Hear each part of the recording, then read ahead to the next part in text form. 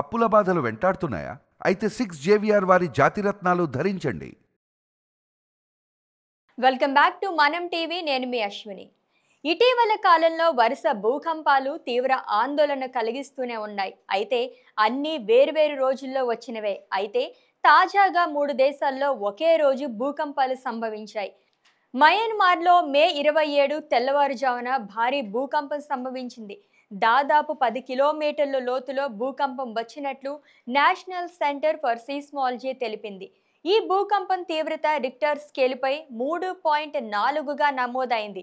దీంతో కాస్త భూమి కంపించడంతో ప్రజలు భయంతో బయటకు పరుగులు తీశారు. ఇదిలా ఉండగా టిబెట్లో కూడా తెల్లవారుజామున 12 గంటల 59 నిమిషాలకు 3.4 తీవ్రతతో భూకంపం సంభవించింది. ఈ భూకంపం లోతు 10 కిలోమీటర్లుగా ఉంది. దీనితో పాటు ఫిలిప్పీన్స్ మనీలాలో కూడా భూకంపం సంభవించింది. 5.1 తీవ్రతతో భూకంపం సంభవించినట్లు తెలుస్తోంది. అయితే ఈ 3 భూకంపాల వల్ల జరిగిన ప్రాణ ఆస్తి నష్టం వివరాలు ఇంకా తెలియాల్సి ఉంది.